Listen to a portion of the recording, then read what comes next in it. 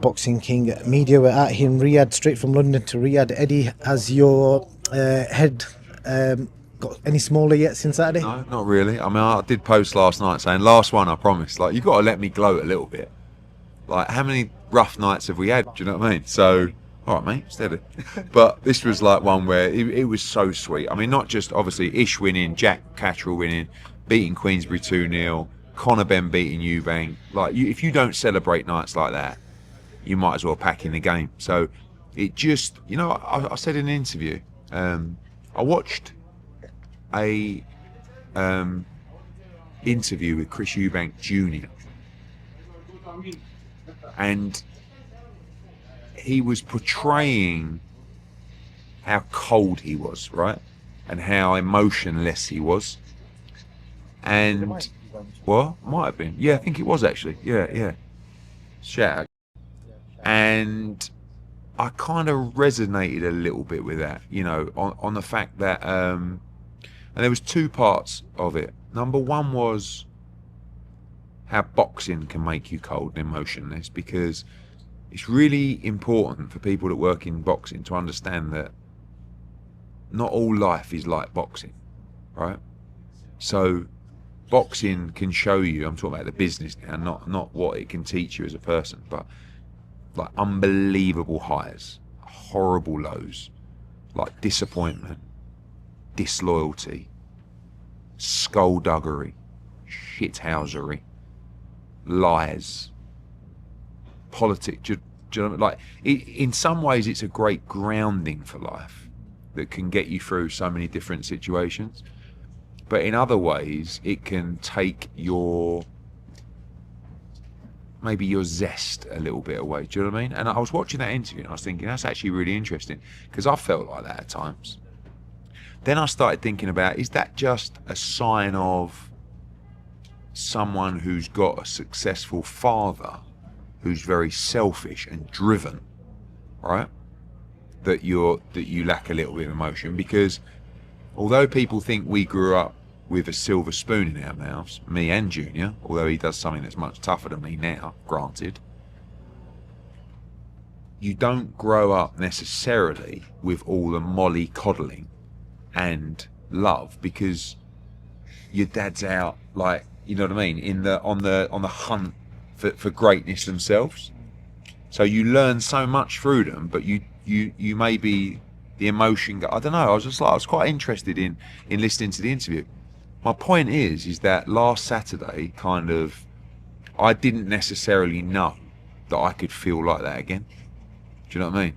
So, like, because I haven't felt like that for a long time. I mean, Bivol was really sweet when he beat Benavidez, but this was like, this made me feel like, this almost took me back to like Froch Butte and like Barker Gill, like where you couldn't care less what you looked like, you couldn't care less what was going on around you. It was just, yes, we did it, and we're in the moment of fuck everybody else, And it was like, yeah. So sometimes it gets a bit too serious, And it was just nice to kind of strip it back and just remember it's sport, and the glory of victory still exists, even if the game can just take that bit of your soul a little bit. I don't know if that made any sense, but yeah, it was just, I think it's important for people to, and I've always tried to maintain my energy and my, say, like cheeking it, like, do you know what I mean? Like springing my step, rather than being the miserable one. And I've always looked at some of these guys that have been in the industry for years and years and thought, it's got to you, and it's tainted you, and it's made you a little bit miserable. And there were times where I was probably heading that way as well, and maybe I am still heading that way, and maybe it's just inevitable. But last week just reignited don't get me wrong, something might go wrong next week, and you just think, fuck it, like, and it's weird because this too shall pass is something that I say quite a bit, and it's like, and that works both ways. So like when you're having a really bad time, this too shall pass means things will get better. But when things are going really well, this too shall pass still is relevant. Do you know what I mean? So I've really learned to take the amazing nights, but be humble enough with it to know that next week, mate, it could all go tits up, because that's how boxing works, and it's a great equaliser. Boxing, great equaliser. I'll wrap up on that show before I talk about this show. Obviously, great performance by Conor Benn. He showed a different game plan and obviously executed it. But you will have seen the viral video from Dave Allen, obviously what he said. And I spoke to a few people after this show.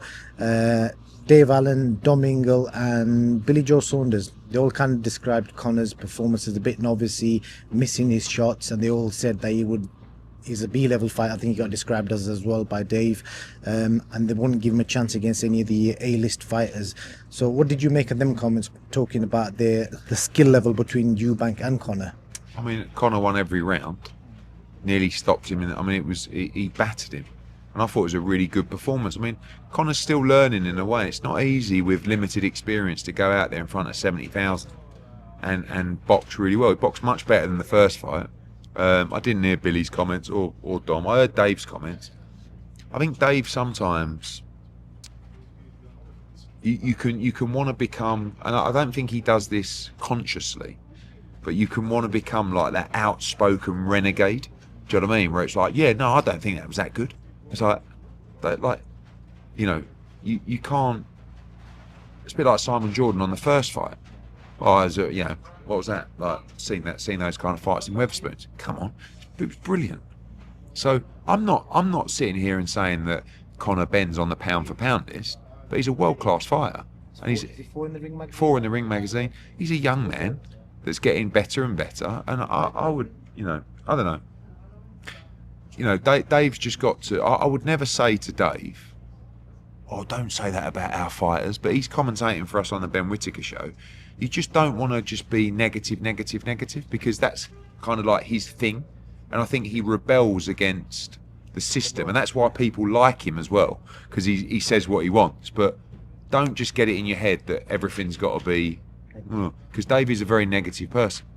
He moans a lot, right? He's a moaner. And I love him. But he does love a moan. So you just got to be positive enough to go... Like, there's ways to deliver it, yeah? Which is to say... Listen, it's a great win by Conor Benn. For me, I don't think he's that elite world level. Can he win a world title? Maybe. But he's got a lot of work to do to beat the big names in the sport. And for me, Eubank was a shadow of himself in there tonight. That's all right. Not, it was rubbish. It's like, no.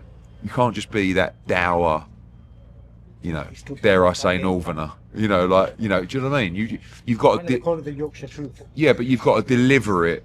If you're working on broadcast, because in the end people will just go, fuck me, he's so negative, that bloke.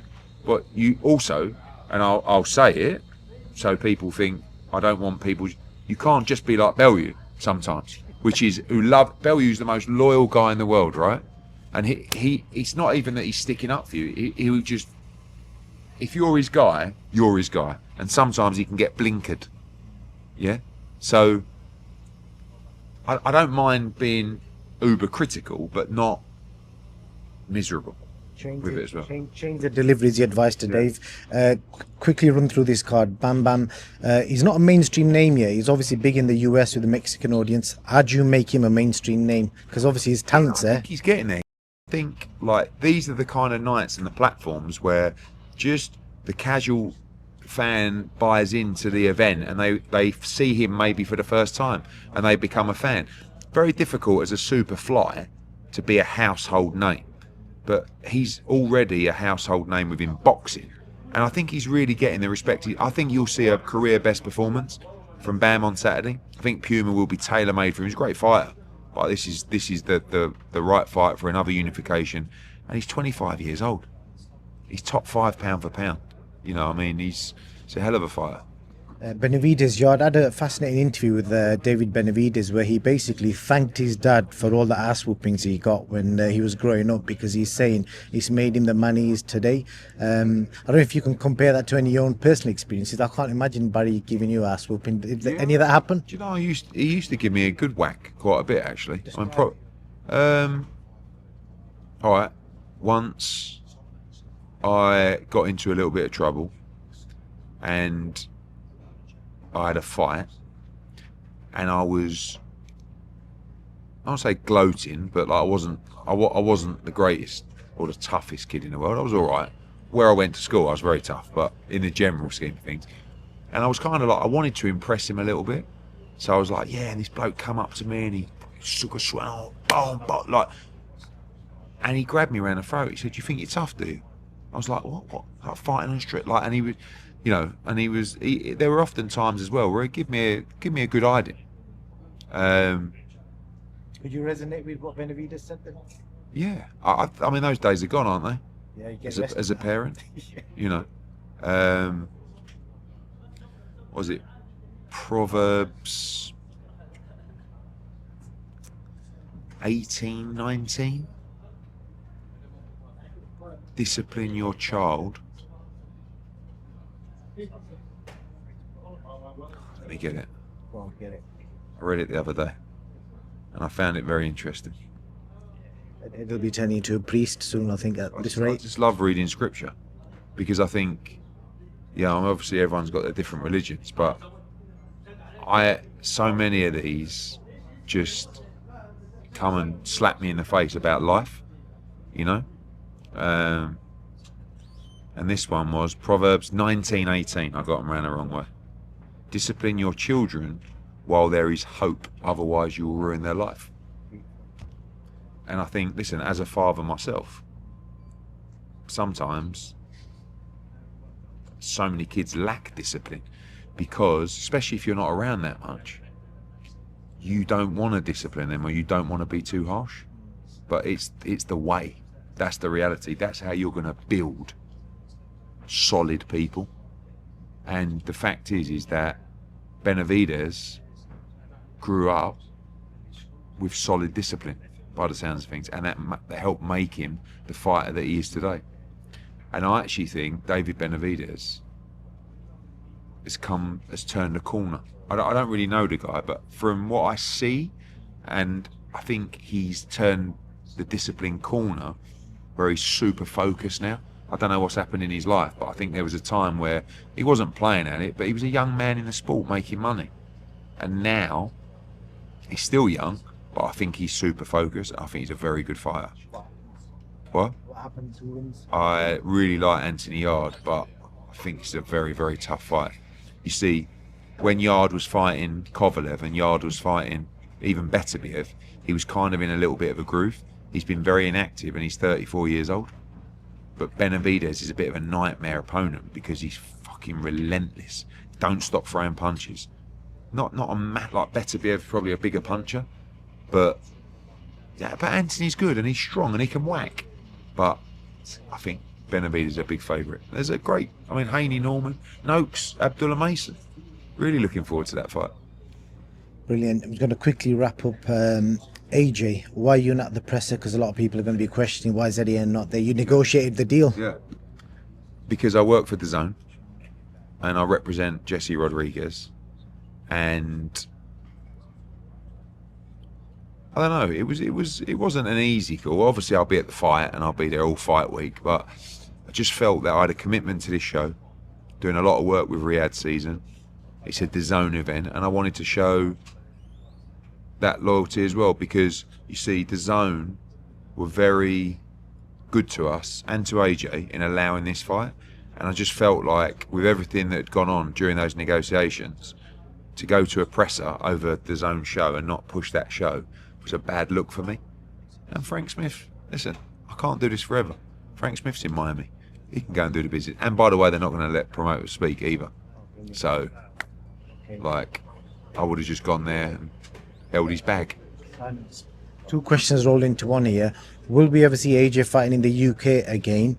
And also, can you correct, there's a bit of a narrative out there, people are saying, no, if it goes past one round, it makes AJ look bad. And if it goes past one round, it's definitely some sort of agreement in place. So can you negotiate the contract? Is there any agreement in place for anything like that? And will AJ fight in the UK again? Can you imagine me agreeing to something that says, or AJ, forget me, because I'm probably more likely to, but AJ to hold him up? Like, absolutely not in a million years. When people say if it goes past a round, like, listen, you can run around. If you get knocked over a few times, you can coast out 30 or 40 seconds. Do you know what I mean? Just by walking around, spit your gum shield out. Will he survive a round? I don't know. The reality is, as soon as he gets hit clean on the chin, the fight's over. He has no chance. They're mad. But listen, respect to him. We can't turn it down. We're over the moon with the opportunity. And in answer to your other question, AJ will fight in the UK in 2026. Last question, this is off topic one. From your time you spent in Saudi, the UK is obviously in a bit of a mess. There's a lot of people moving out, like yourself and a lot of other people. What can we take from the Saudi country or the culture, the people, to improve the UK from your experience? I think that the key thing for, well, should be anyone, but mostly people, especially people with families in the UK, is safety. And for me right now, I don't feel like the UK is a safe place to be and walk, and that's heartbreaking, really, because look, every country has their faults, right? Saudi has their faults also, but one thing Saudi also has is, like, you can be here, feel 100% safe at all times, zero crime, and people say, yeah, well, that's because the consequences. Yeah, good. What are we missing here? You imagine someone out here carrying a knife and trying to rob someone for money? Are you mad? It just doesn't happen. Like, and that's the problem we've got in our country. So for me, I don't know, and until that changes, you're going to get people who don't want to live there anymore. Like, forget the tax issue with the government. People don't want to live there anymore, and that's why you get people move to Dubai and stuff like that. And it's like, oh, you're moving to Dubai? Yeah, because the way of life and the quality of life is so much better, and that's painful to say it as someone that's very patriotic, but that's the reality. Why would you want your kids to grow up where they can't walk the streets safely? It's a mess, isn't it? I mean, like that's the reality. It's got to be radical changes in the country, and I don't know if the government have the balls to do it.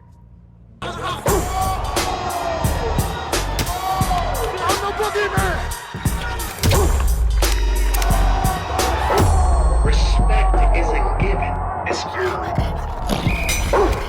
in blood.